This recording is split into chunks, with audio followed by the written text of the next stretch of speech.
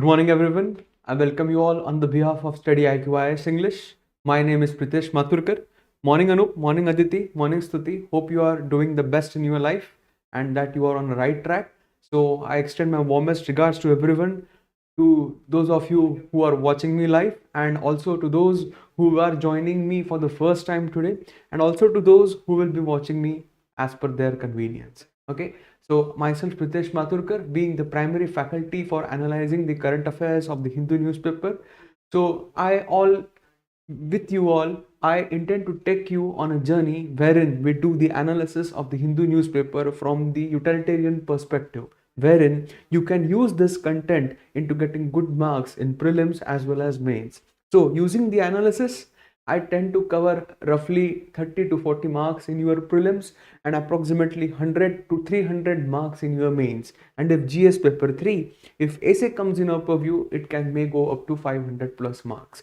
And using these sessions, I tend to also educate you all. I tend to make you all aware with regards to answer writing, with regards to structuring, and with regards to vocabulary too. So all of these things will be focusing primarily in these sessions. So I welcome you all to this session, and I have faith that you all are keeping in consonance with me and that you are doing your back-end jobs too. Because guys, back-end job is very, very important. It's not the final product that you see on the screens. It's rather the back-end editing, the back-end process, which goes into the film production, into the film editing, that you see the final picture.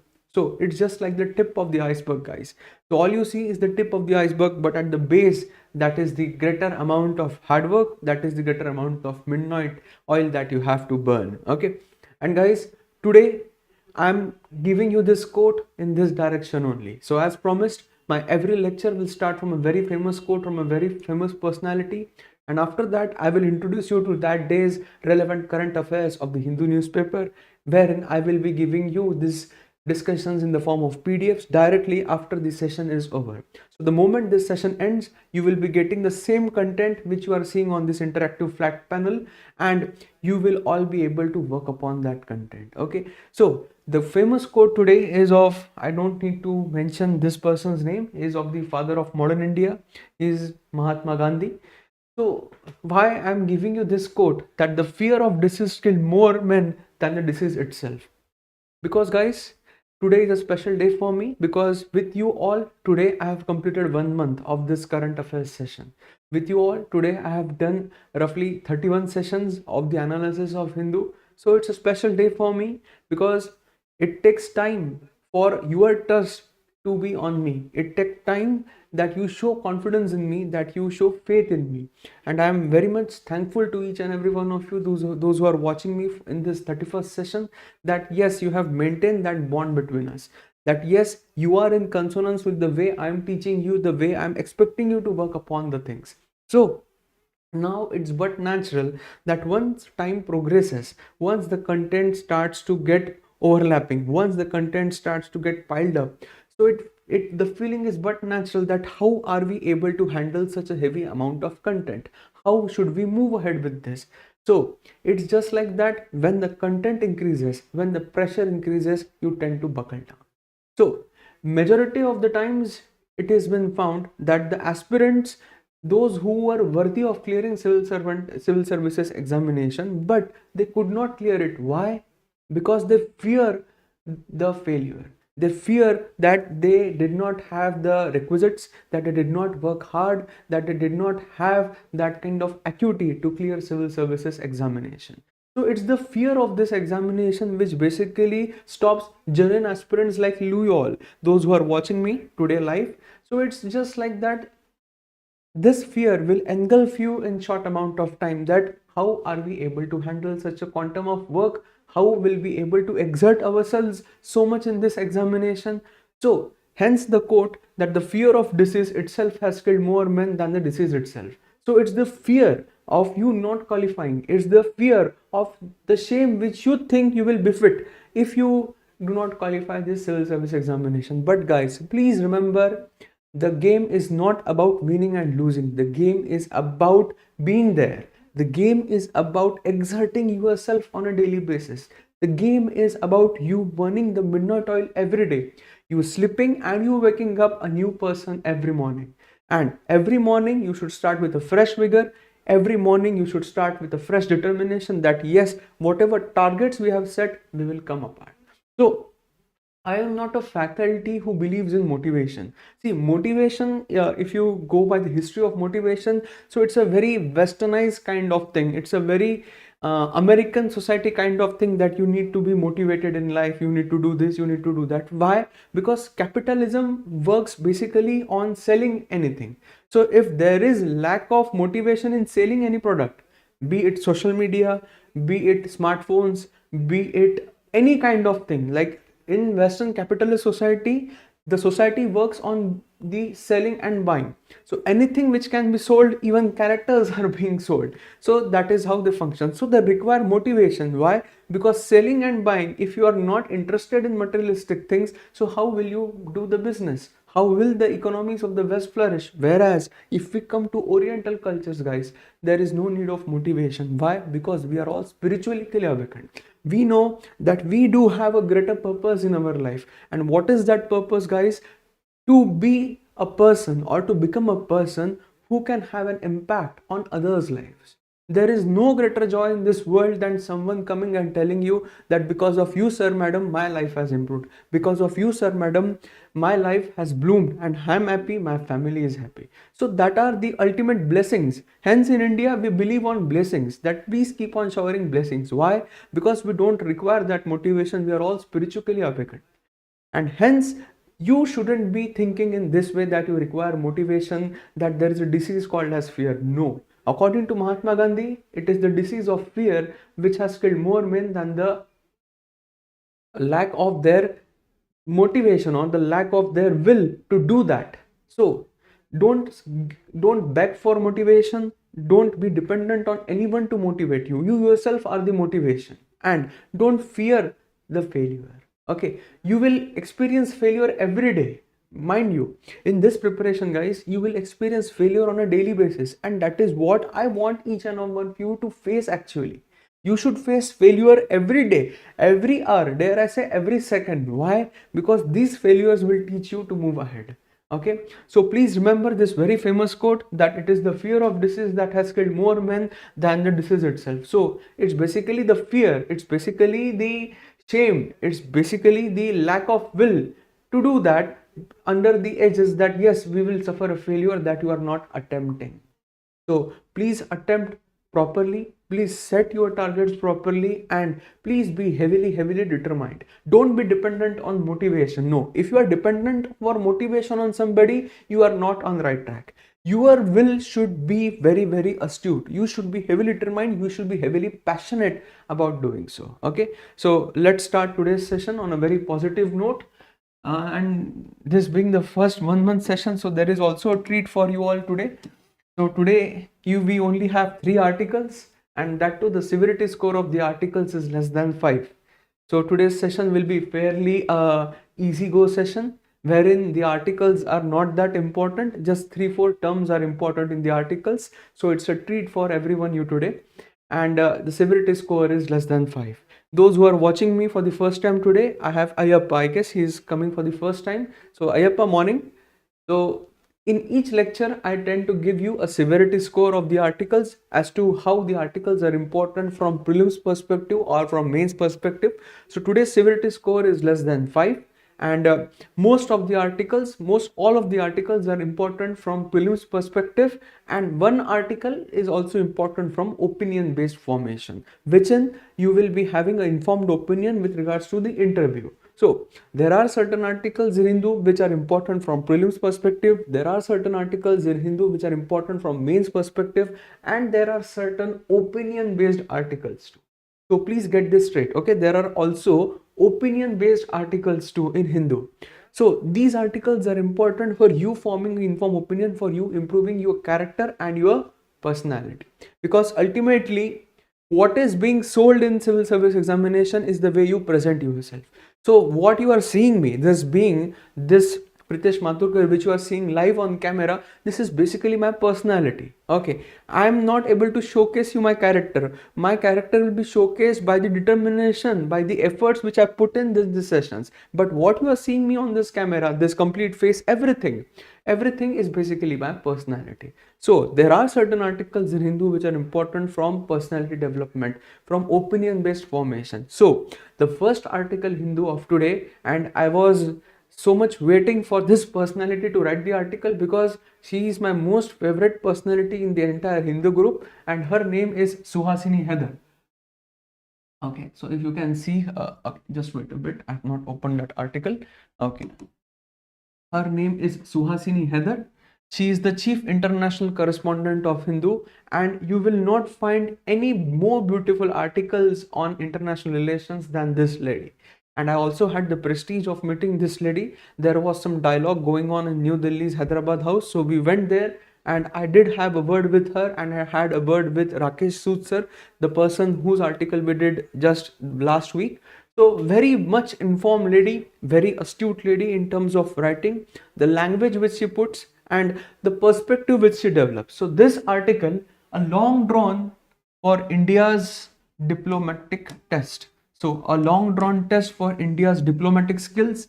This article is very important for you forming an informed opinion with regards to the present challenges which India is facing on diplomatic fronts. Okay, so this article will open up your mind. This article will alleviate your skill set in sense of what? In sense of understanding what headwinds the India is facing as of today, and what these headwinds will translate into the future, and how can the Western countries or how can the Eastern countries impose sanctions on India, how they can create an atmosphere of fear wherein India can buckle up, wherein India can buckle down. So both of these things we will analyze, that what is positive for India, that how India has buckled up, and what is negative for India in the sense that India can get buckled down. So all of this we will try to understand, and make sure that you never skip articles of this lady. Her name is Suhasini Heather. She is the chief international correspondent of the Hindu newspaper, and these articles are extremely important, but from opinion perspective.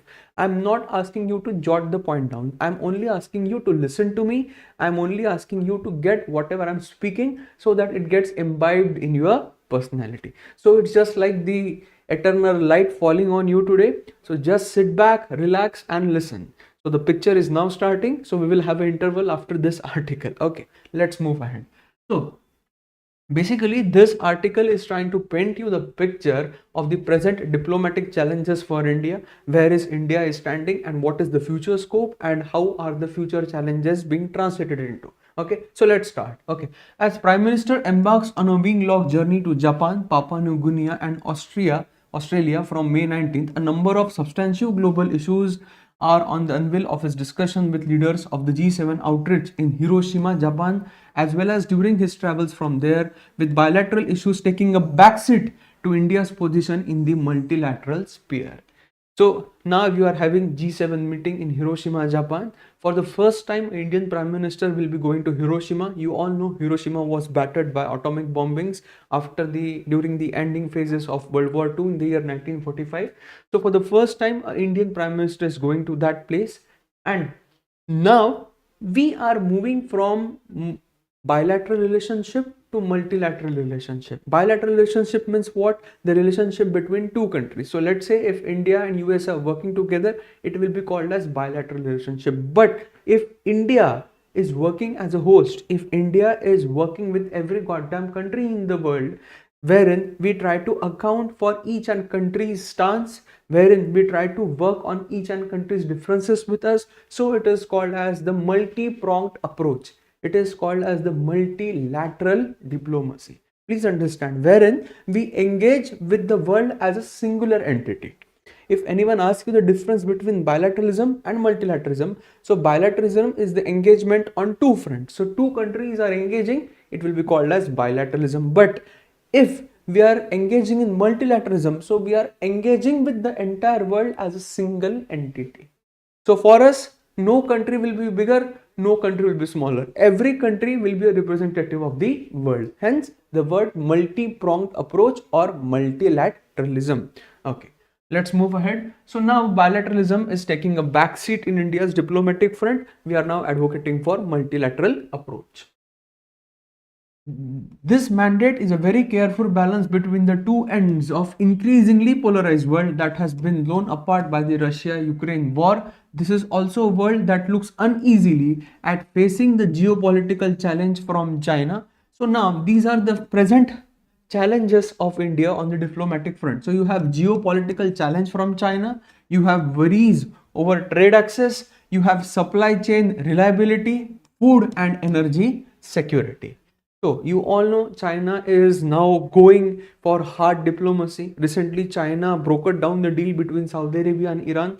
So we never thought that China will use diplomacy as its potent outreach tool. But now China has resorted to hard diplomacy.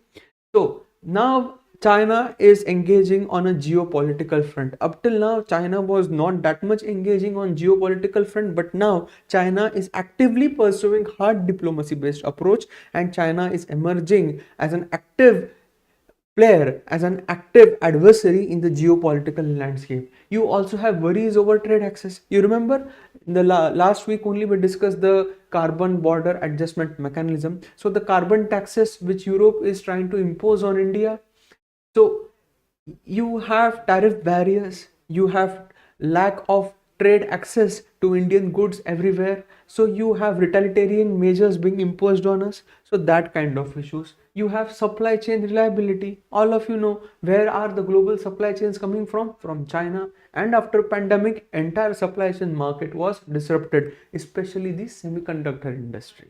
Hence, you had long delays in manufacture of chips, which translated into long delays in automobile industry, which translated into long delays in industrial goods industry. So, supply chain, if somewhere down the line, the main supply chain gets disrupted, then the entire lower supply chain also gets disrupted. So, supply chain reliability. Please understand the word reliability. There is a reliability. If the point source is getting destabilized, then the end source is also getting destabilized. It's a chain reaction, guys. Okay, and food and energy security. Energy security, I guess everyone understands, crude oil, natural gas, but food security associated with climate change. So yesterday only we did the article that now because of developing El Nino and because of increased pumping of greenhouse gases, the world is now facing on a daunting task of keeping the global average ambient temperatures from rising beyond 1.5 degrees Celsius mark. Dare I say, we have already crossed that. We are already now reaching the limit, and in the next 5 years we are bound to cross 1.6 to even 1.8 degrees Celsius. So all of this is going to hamper our food security too. So what are the diplomatic challenges for India from wherein India can face diplomatic headwinds? So number first, the emerging geopolitical stance of China, where China is advocating for what? China is advocating for hard diplomacy. China is anchoring on its hard diplomacy based approach to now counter India's soft diplomacy. Number two, very important, trade access, trade barriers, tariff barriers, retaliatory measures, anti-dumping duties, all of these issues. Then number three, supply chain reliability. Supply chain is dependent from point source to end user. If anything happens to the point source, end user basically gets affected. And lastly, energy and food security. Okay, those of you who are watching me, Anup, Aditi, Stuti, Ayappa, if you are watching me, please understand this. Security is a threefold initiative. Security will include accessibility, availability, and affordability. So any debate on security should include three A's: whether it is available, whether it is accessible, and whether it is affordable. So whether the food is accessible, whether the food is available, and whether the food is affordable. So these three issues will peg the security. So any debate on security, you need to include all of these parameters. Okay, so let's move ahead. So these are the present diplomatic challenges. Okay, so after this, after the meeting with G7, after the meeting with the Association of the Island Nations, then Mr. Modi and the Prime Minister of India, he will be visiting Washington in June for a state visit, which is a rare honor accorded by the US President that has been reserved only for two Indian leaders in the past. So none of the Indian leaders except three people have the honor of having a state visit planned in USA. And who were the first two leaders? It was the President Sarvapalli Radhakrishnan 1963 and Prime Minister Manmohan Singh 2009. Okay, the civil nuclear agreement. So now Prime Minister Modi is also getting the prestigious honor of being accorded a state visit by the USA President. And all of you know, as India goes for a state visit in USA, it is going to antagonize which country? Russia. Okay. After that, after this state visit, there is a enclave, or there is a group meeting of which organization? SCO. Almost immediately after his return, Mr. Modi will need to pivot the opposing coalition, however, hosting the Shanghai Cooperation Organization Summit scheduled for July 3 to 4. So now Prime Minister is going to Hiroshima for G7 summit. After that, he'll be visiting USA for state summit. After that, he will be hosting the SCO summit in India. So just imagine, where is USA and where is SCO? Okay. So in SEO, you all know SEO is basically the brainchild of the China, wherein the SEO has been initiated formally from security perspective and from terrorism perspective. But as India is now a member of SEO, Shanghai Cooperation Organization, so India is now advocating for reforms in the organization. India is also bringing in socio-economic discussions to this forum. And this year, for the first time, you have Iran. Okay, you have Iran being admitted to SCO, and you have Belarus being admitted to SCO. So these two members will be added to SCO. And you all know Belarus is a very strategic ally of Russia. Russia has basically placed nuclear warheads, short tactical nuclear warheads in Belarus. So because of this, now the entire structure of SCO is going to change. You all know that Iran and China are now coming close. Russia and Belarus have already come close. So now this leaves India on a very thin line. Why? Because on one end you have India partnering with USA, India getting the state visit, India getting the honor of state accord by the US President, and on the other hand, here now in SCO, you have China and Russia coming together, and also China and Russia are also targeting other countries to antagonize India too. So Russia is now coming with Belarus, China is now going to come with Iran, and also you also have Myanmar in the observer status. So this is very, very important. So let us focus on this. The composition of SCO, which includes those being inducted as observers such as Myanmar, gives the impression of it being a largely anti-Western grouping, with practically every country sanctioned by the Western as a part of it. So now Myanmar is also getting observer status in SCO. So if you consider the SCO, so SCO is basically the organization of the Central Asian nations. China, you have India, you have Russia, now you will be having Iran, now you will also be having Belarus and Myanmar as in the observer status. Now just imagine that every country of this organization is being sanctioned or is sanctioned by the Western countries. So it is basically a anti-Western front now. Up till now, the world was having two poles. Okay, you had the pole of USA and you had the pole of Russia. So bipolar, now we are shifting into multi-front approach. So what were the two poles? Now the two poles are being converted into fronts.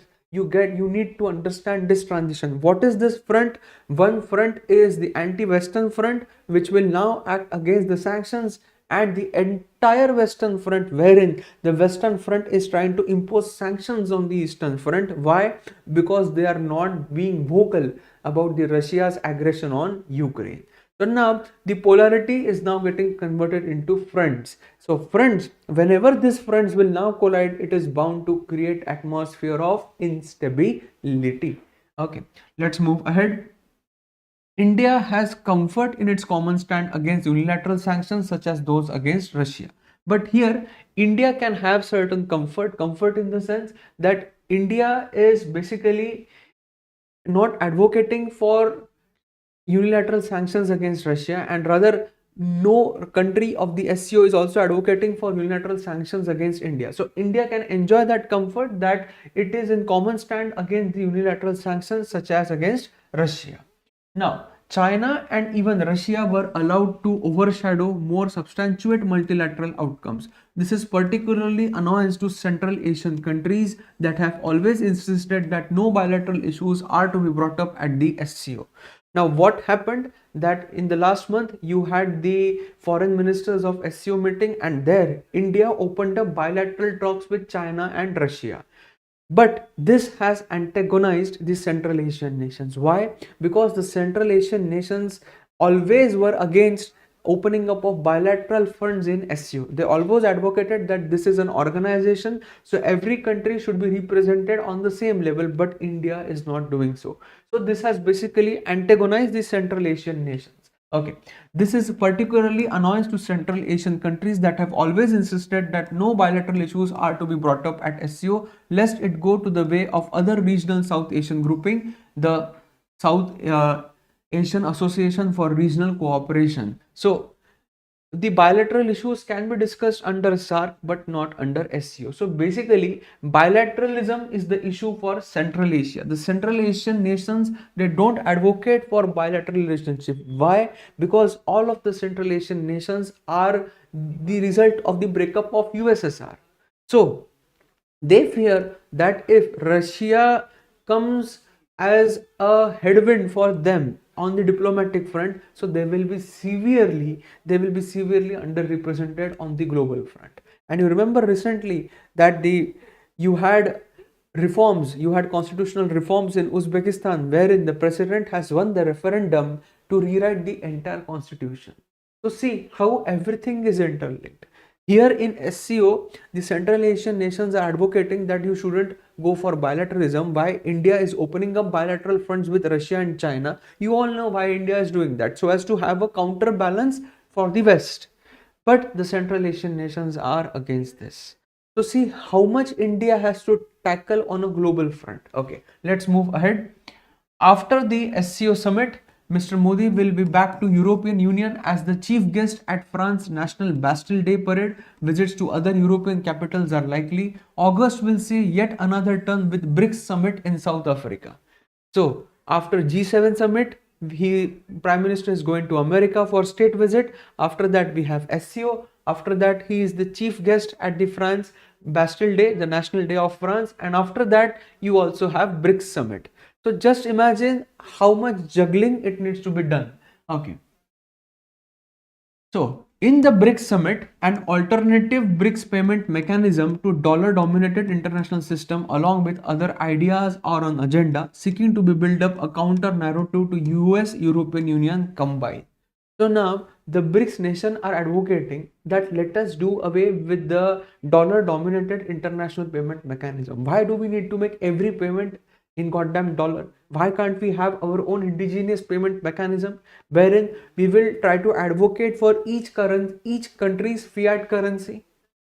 Fiat currency is basically that currency which is issued by the central bank, and it does not have the borrowing cost, or it does not have any value associated with gold and silver. Okay, so the BRICS countries are now arguing that let us move outside of this ambit. Let us basically keep this to the beans that every payment needs to be enabled by US dollar. No, we will have our own BRICS payment mechanism. So that will be the main agenda over here. And you already know, guys, that the talks between Russia and India with regards to payment using the national currencies have stalled. Russia is no longer accepting Indian rupees as the nodal payment system. Russia is no longer accepting rupees for the purchase of crude oil from India. So this is very, very important. Now every country of BRICS will advocate for a separate mechanism, and in that every country's fiat currency will have a say. Okay, so let's move ahead. So striking a balance, this is very, very important. We are now departing from non-alignment. Why?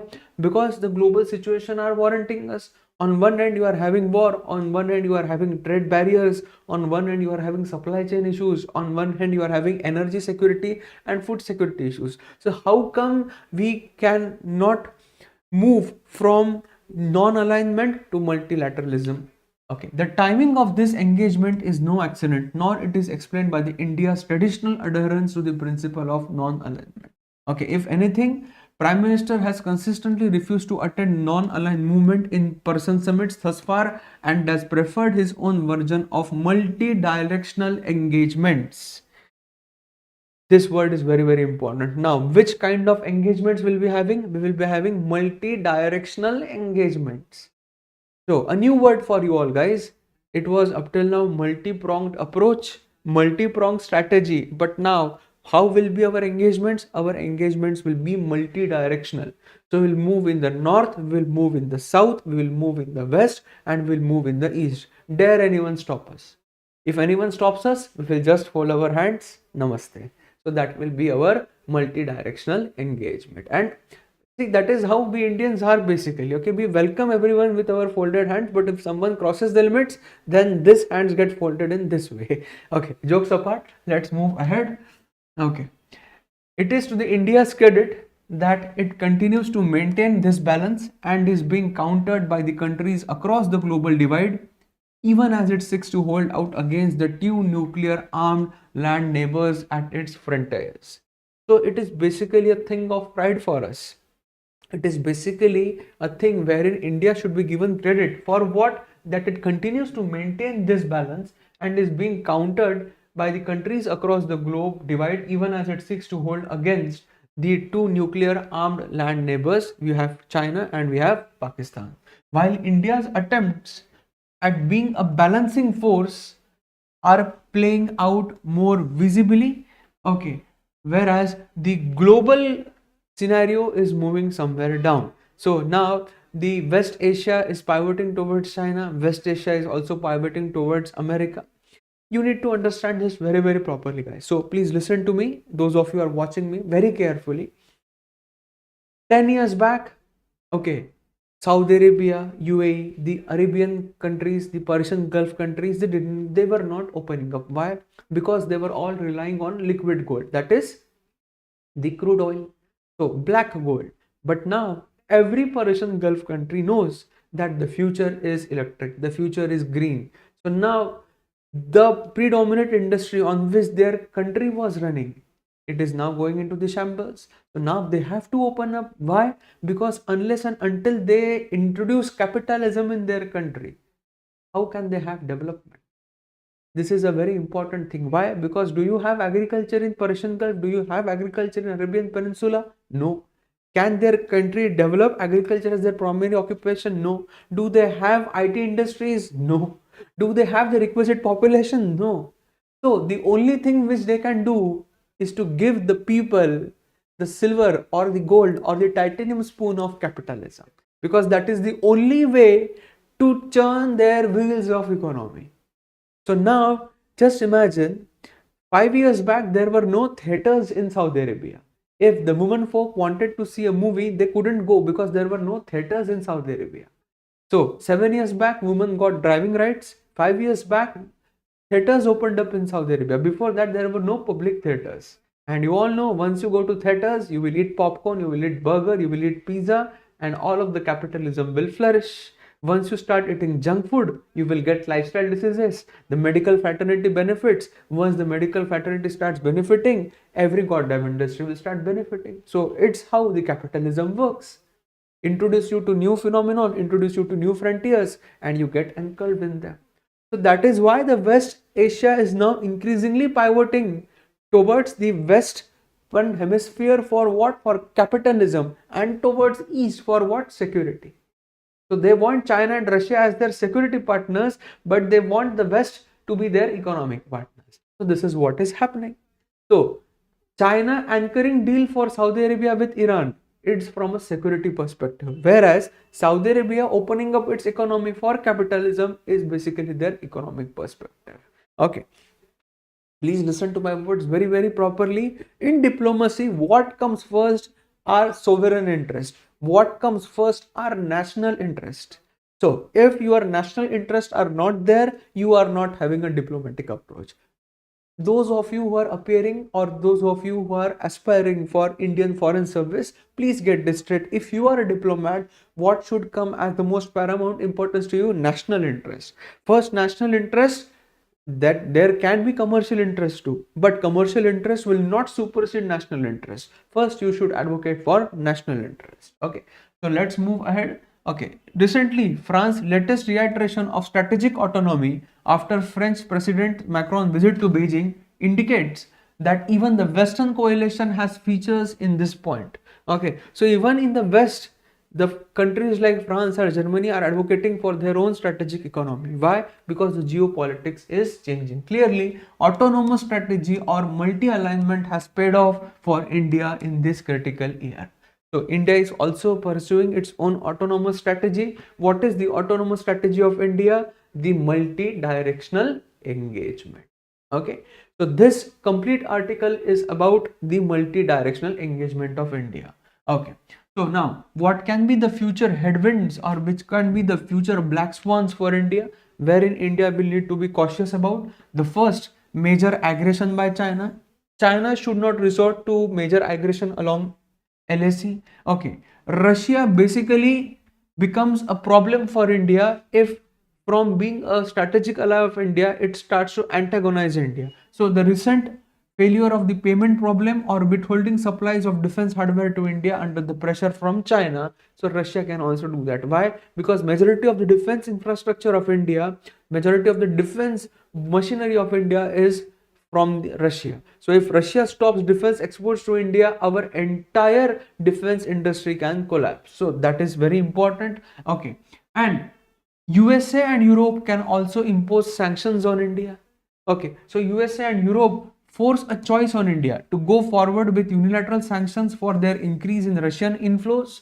So they can impose unilateral sanctions on India for oil imports processed at the Rosenfeld-owned refinery in Gujarat, or through the old threat of countering America's adversaries through Sanctions Act related sanctions, SASTA, for India's acquisition of Russian S-400 missile system.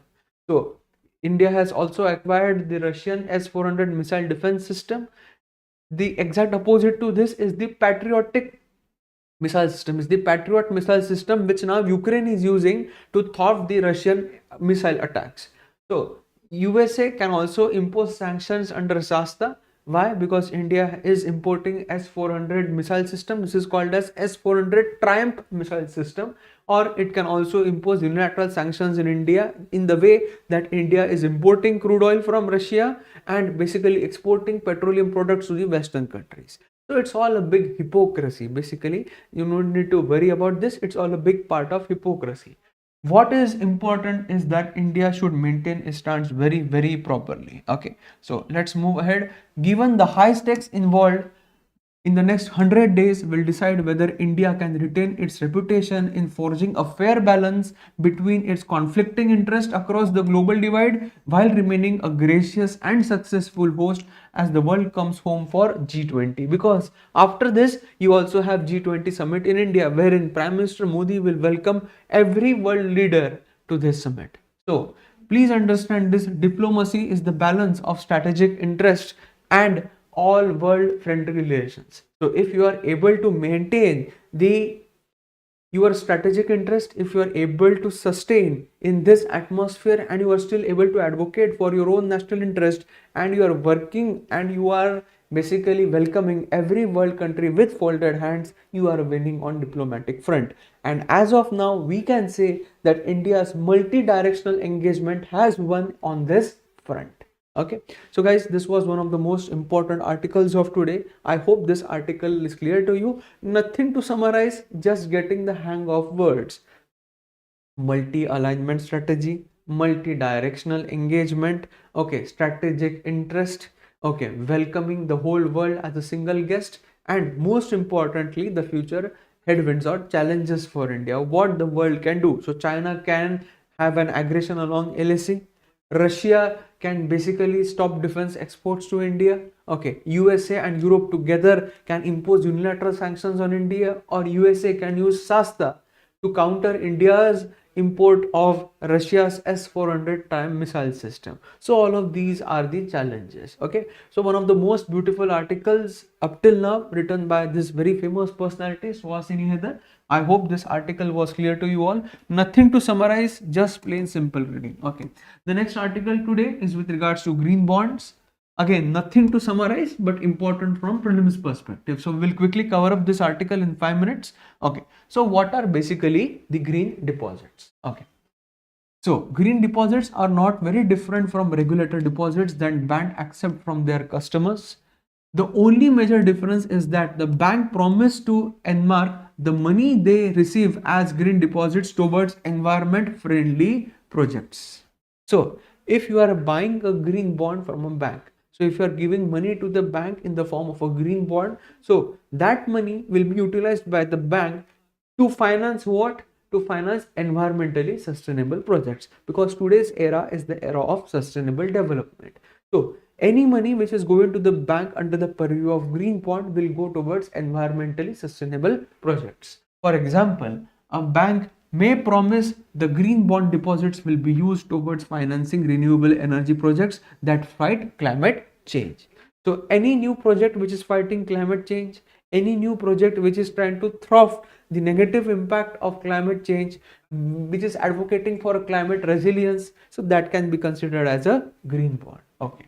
A green deposit is just one production in a wide array of other financial products such as green bonds, green shares, etc. that help investors put money into environmentally sustainable projects. So you have financial products like what? Like green bonds, green shares, that help investors put money in environmentally sustainable projects. Okay. Now, what does the RBI's regulatory framework say? This is very important from prelims perspective, guys. So please understand this. The RBI's framework for the acceptance of green bond lays down certain conditions that bank must fulfill to accept green bonds from customers. So what are these conditions? Let us understand the conditions. This can be directly asked in prelims as which of the following is correct with respect to green bonds. 1, 2, 3, 4 options. 1 is correct, 2 is wrong, 2 is correct, 3 is wrong. So it can be jumbled. So please focus on this. Okay.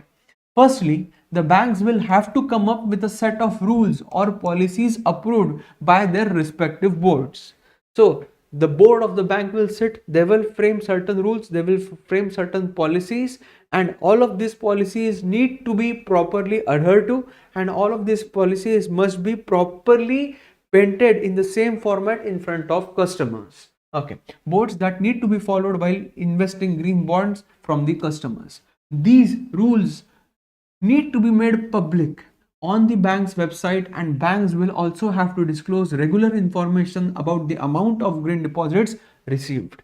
So all of these rules need to be made public on the bank's website to ensure what? Accountability. And the bank will have to disclose regularly the information with regards to how much amount the bank has received in the form of green bonds, and how these deposits were allocated towards various green projects, and the impact of such investments on the environment. So the bank will also have to give information on what, as to where this money was allocated and what has been the impact of this allocation on the environment. So it is basically end-to-end process. End-to-end means what? That you have to frame the rules, and the end is basically the way you have framed the rules, and the end, that whether are you literally seeing the impact on the environment, that all of this responsibility is going to be borne by the bank itself. So accountability is very vital, and also very important, a third party will have to verify the claims made by the banks.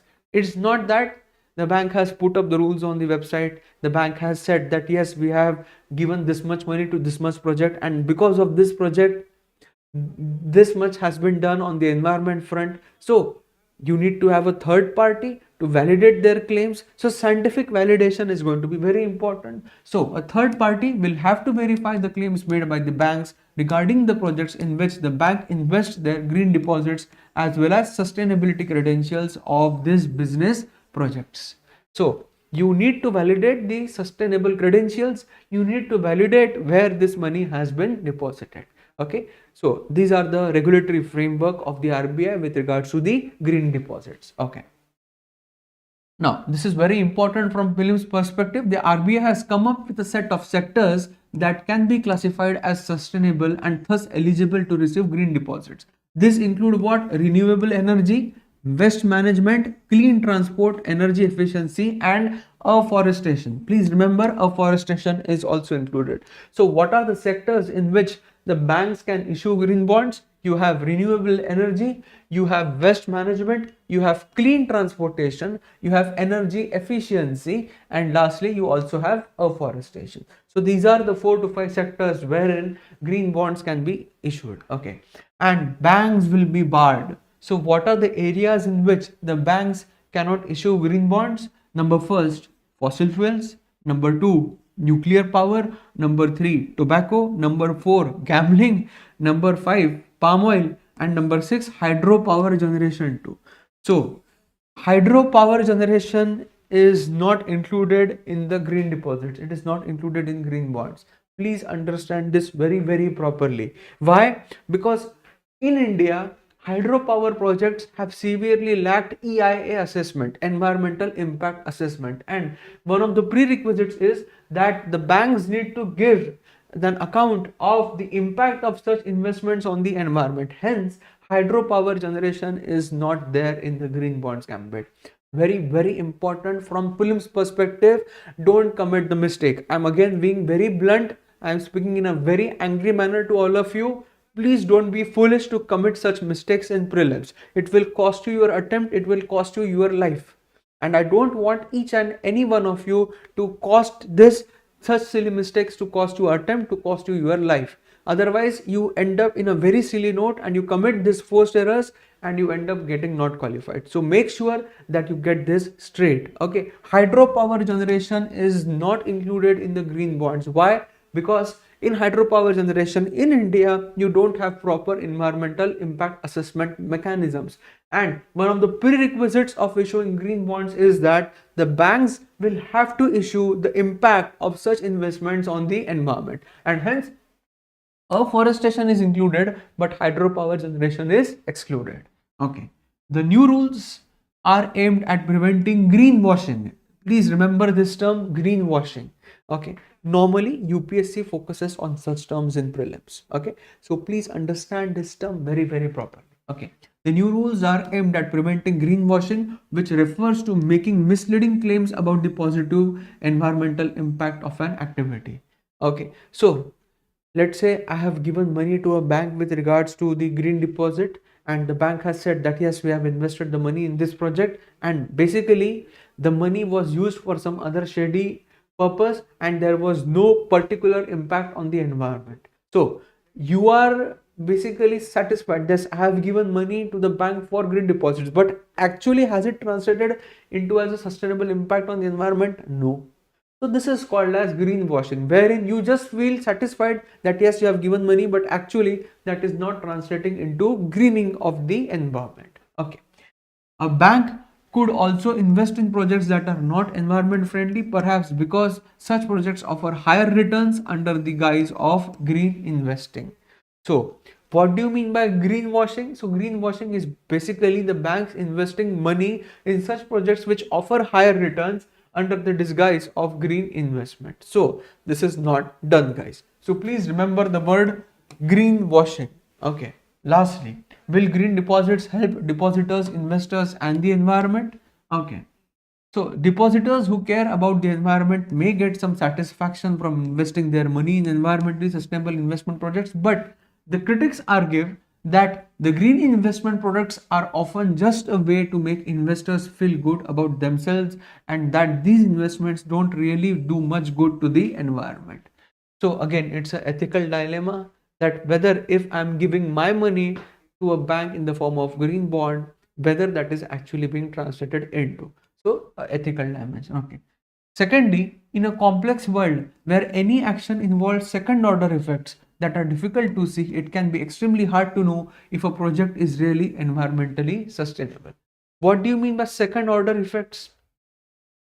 So let's say that I'm investing my money in a green bond, okay, and that green bond money is being given to a solar project. Okay, now for that solar project, we require land, and if the land acquisition is done, and for this, the land of the forest is being acquired. So I have given the money, that is my first order action. The money has been given for a solar power plant, first order action. But what is the second order action? You are clearing forest land for erupting solar power plants. Is it done? For you investing in green energy, you are basically clearing the environment. So what's the purpose? So we don't know what are the second order impacts of our actions. We don't know what it will actually translate into. So for investing in green energy, for investing in green bonds, the picture needs to be painted in a proper manner, and the truth should always prevail. Whether the land which is being utilized, whether the resources are being utilized, are those resources coming at the cost of environment? Okay, very famous debate going on, no?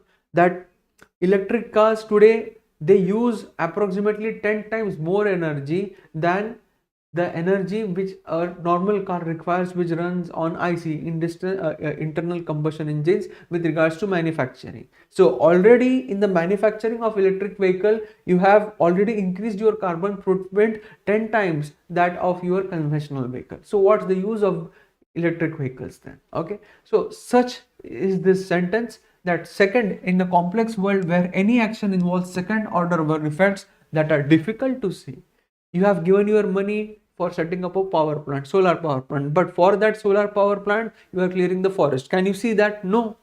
It can be extremely hard to know if a project is environmentally sustainable.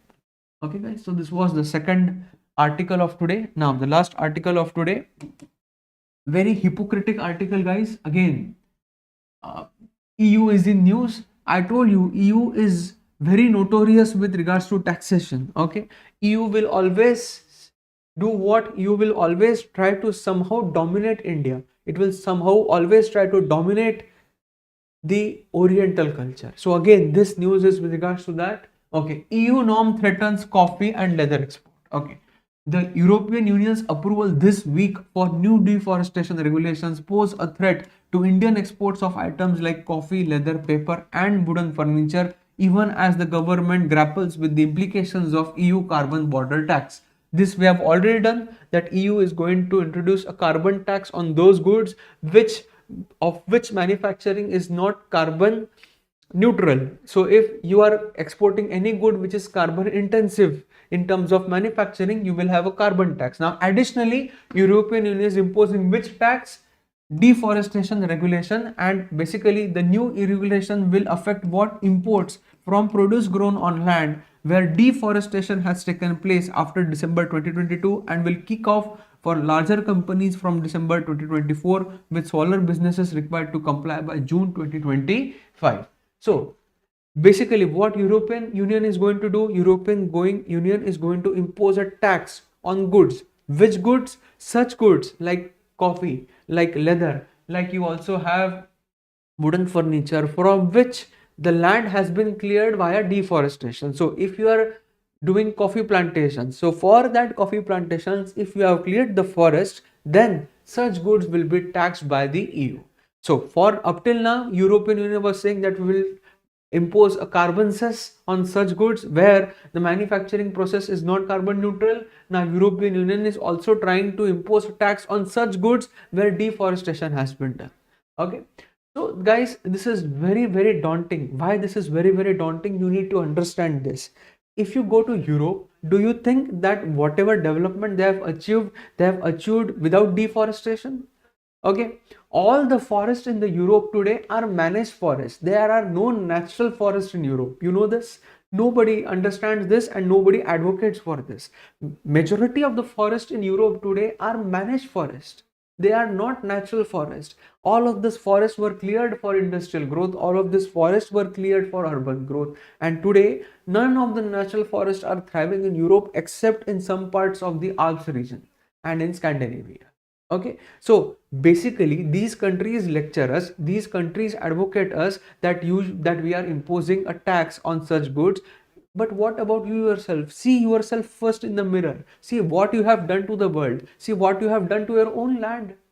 Today, if you go to United Kingdom, in the middle you have a mountain range called as Pennines. So Pennines was the cradle of industrial revolution. If you go today to United Kingdom, in the middle of UK, you will find a very deep valley. What is the deep valley? The entire mountain range has been dug for coal. So you have basically caused deforestation on your own land. You are witnessing the brunt of climate change now.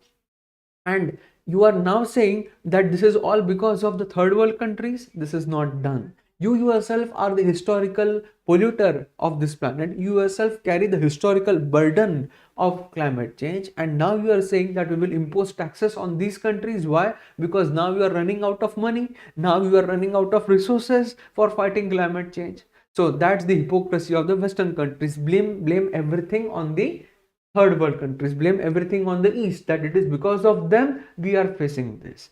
So population wise, resource wise, everything wise, they are nowhere compared to us. Nowhere means nowhere. But this is how they have this hypocrisy based approach. So you need to be very vocal with regards to this, guys. If such issue comes in your mains, if such issues are asked in your interview panels, so you need to be very vocal about India's stance, that yes, there is a thing called as historical responsibility. Yes, there is a thing called as CBDR, common but differentiated responsibility. You are lecturing us on deforestation. See what you have done. Your countries don't have natural forest. Today, India does have natural forest. India's forest cover has increased from 21% to staggering 24.7%. So we are now reaching, we will slowly go ahead and will slowly achieve the goal of 33% of India's land under forest. And it was COP26 Glasgow where India itself initiated this mechanism that now deforestation should be curtailed by 2030.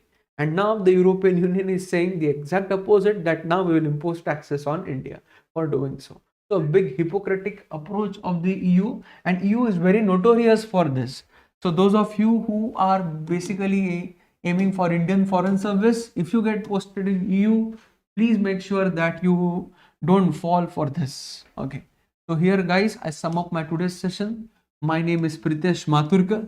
Okay, all of these PDFs you can very easily find on a Telegram channel called as HAZ.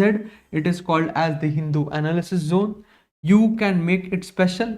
You can add a S in front of it by working on this content, by improvising on this content, and that is what I want each and every one of you to do. For joining this channel, you can just do a global search on Telegram at the Hindu Analysis Zone. If you just do this search, you can join this open group, open channel, wherein I post the PDFs directly. Okay guys, so on the behalf of StudyIQ IAS English, I thank each and every one of you, those who are live with me watching these sessions, and I have faith that these sessions are enlightening to you. All the best everyone. Please keep on working hard and smart. That is what UPSC demands, and that is what you should all be doing. So see you all tomorrow sharp at 9 a.m. wherein we'll discuss the current affairs of 20th of May. So I take your leave for today. Take care everyone. Bye bye. Adios. Sayonara. Okay. Thank you, Anup. Welcome.